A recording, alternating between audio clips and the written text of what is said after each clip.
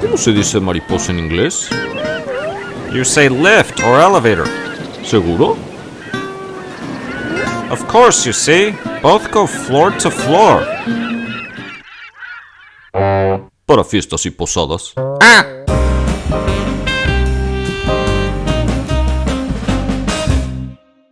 Hello and welcome. So today's conversation is going to be from the Spanish language perspective, but maybe in the future I'll do one about English, or maybe I'll just mention some examples here, which I have. But the purpose of this video is to have a discussion or show that inclusive language, so inclusive language is not inclusive, nor does it create equality. It's actually the total opposite, and it's very interesting because a lot of people don't really analyze this, that don't go deep into language. But we're going to use Spanish here as the base.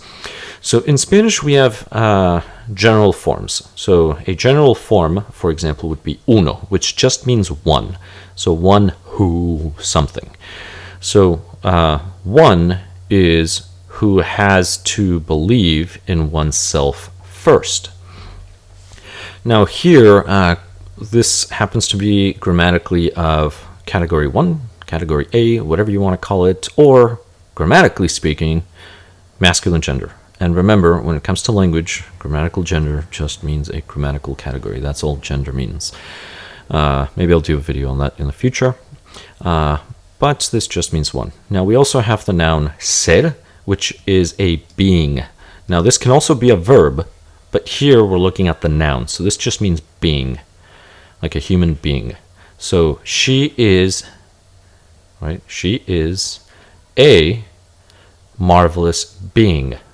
Now notice being is a masculine noun.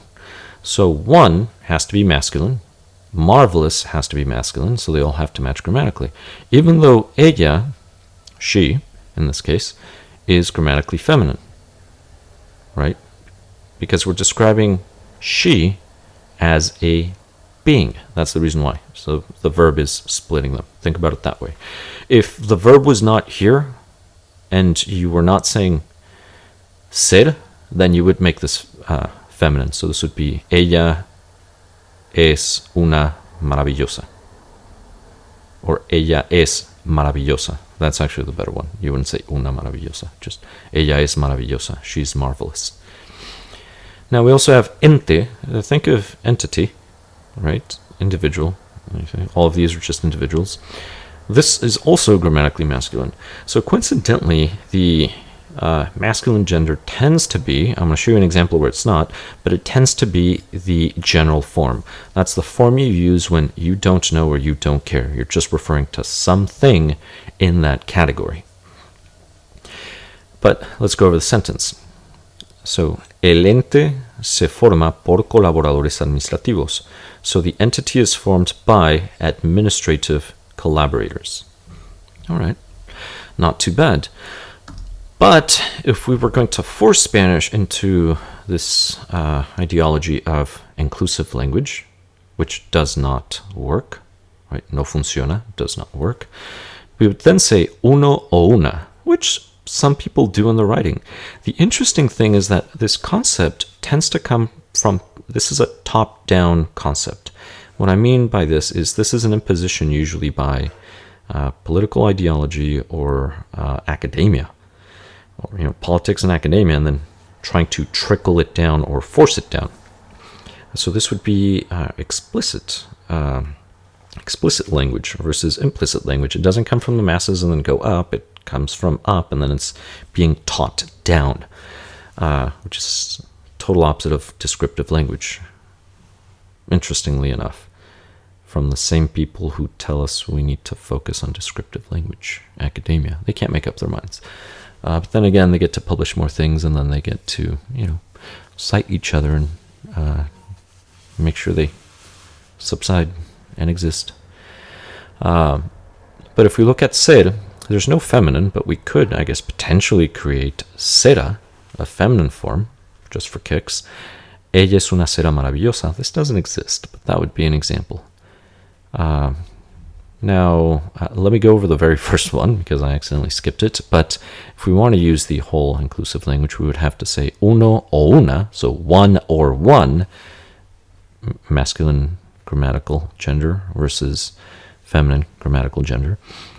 Es quien o la quien, so again, masculine versus the feminine, tiene que creer en sí mismo o misma primero, masculine or feminine.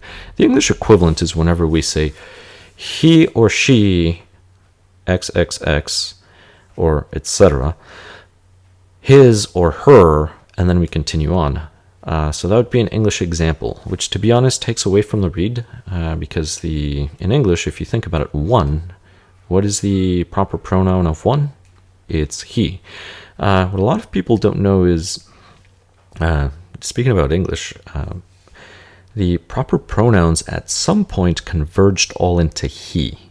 And then about 100 years after, so this would have been maybe the 10th century, maybe the 11th, I want to say it was the 10th, I would have to look it up.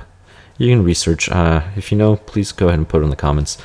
But it was about 100 years later when English adopted she and they. So they didn't exist. Everything was just he at one point. So all the pronouns converged into he, and then English adopted pronouns from other northern languages because apparently it was important to distinguish between male or female in the language and then singular and plural. Well, go figure.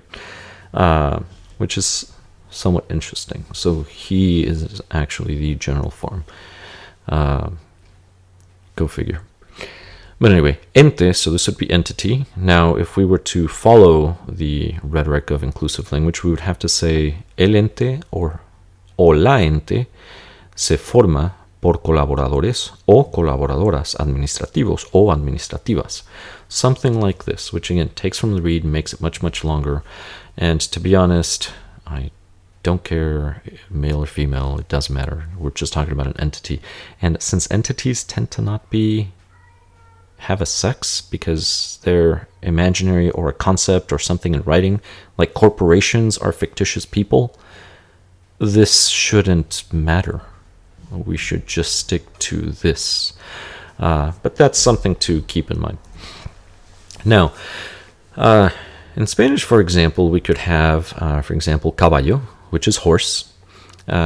And in English, it will apply too. From the distance, if you see one of these beasts or a beast related to this group, right, this genus, for example, you would just say, oh, look at the horse from the distance. Why? Because you can't tell, and to be honest, it doesn't matter, right? Plain and simple. And look at that horse could represent a horse. It could represent a mare, it could represent a colt, it could represent a filly, or it could represent a little horse, for example. But it doesn't matter, right? So the use of a horse, el caballo, is just a general form to describe any creature in that group, in that family. If you wanted to actually use the whole concept of inclusive language, well, then you would do something like this. Oh, look at that horse, or mare, or colt, or filly, or little horse, or, whatever that thing could potentially be, and then you just keep going down the line. At which point, to be honest, it doesn't really make sense because nobody really cares. And you just made something much, much longer that didn't have to be that long. And maybe some of you did not grow up with Schoolhouse Rock, but Schoolhouse Rock has a great little video on why we have proper pronouns. Sarsaparilla was one of the names. I think it was a kangaroo. Kangaroo something sarsaparilla, really long name. But you should go watch it just for fun. Sometimes I do because they were my childhood videos. Along with Reading Rainbow. That was a good show. Well, as a kid, I used to like it. But anyway, let's go to the next one. Let's just say you see a bovine, right? From the distance, you might say, it's like, oh, look at that cow. Right? Because it doesn't matter, who cares, or it's a group of them. It's like, oh, look at the cows over there. I mean, cows, they could all be cows. They could all be calves. They could all be heifers. There could be a bull in there, or they could be bulls from the distance. You don't know, you don't care. It could be a mix of all of them. But when you say, oh, look at the cows over there, you might say, oh, look at the cows and their babies, just to drive the attention over to the calves. but cows is just a general term in that context. And context is important because sometimes it might be the female bovines, sometimes it'll just be a general. I don't know, I don't care, just look at those beasts over there. But if you want to use the inclusive language, instead of saying like, oh, look at the cows, you would have to say, oh, look at the cows, and the calves, and the heifers, and the bull, or the bulls, or look at the cows, and the calves, or heifers, or a mix of both, and the bulls. It really doesn't matter. So those are some of the issues with inclusive language. And at the end, I'm going to cover what the issues are, because here you're going to notice something, and it's going to be something very important, which is what happens with he, she in English as well, which most people don't think about. And maybe I'll redo this video, but just for English. Maybe not. It's not really... Well, I'll have to think about it and see how I can fit it into the purpose of the channel. But, well, it is language. But in Spanish, we used to have, for example, dames, damas, and gentlemen, caballeros. So dames and gentlemen, that's the way it is. So ladies and gentlemen, that's the equivalent of ladies and gentlemen. And this is out of chivalry, right? Women go first because of chivalry, just like people used to open doors for women all the time or give up their seats all the time. So it was called chivalry, something that may or may not exist everywhere anymore. But notice that these words, even though they're not in alphabetical order, it doesn't matter because women would go first. And this is called a hierarchy. Interesting. Now, the general form, if you use words with the same root, is you use the most general form, which would be the masculine form. So this would be señores, and this would include everybody. So señor, this would be, for example, like saying sir, right? But we don't have like sirist for female. So, right, with the same root, to think about that. But this would be the general form. But instead of using the general form, señores, right, group of men and women, a lot of people will use señores y señoras. And notice the change. Men are now first. Women are second. So I'm not sure whose brilliant idea it was, but somebody was probably thinking, you know what? Men should go first, and society should honor men first. But how can we teach society to do this in a way where they don't realize it? Oh, I know. I'll call it inclusive language. And then inclusive language has now successfully put men first and women after. Well, go figure. And here's the other problem. If we really want to follow the rhetoric of inclusive language, well, what if you have young ladies who are not married? That would be señoritas. Normally you would just include them under señoras, right, because it's just a group of women.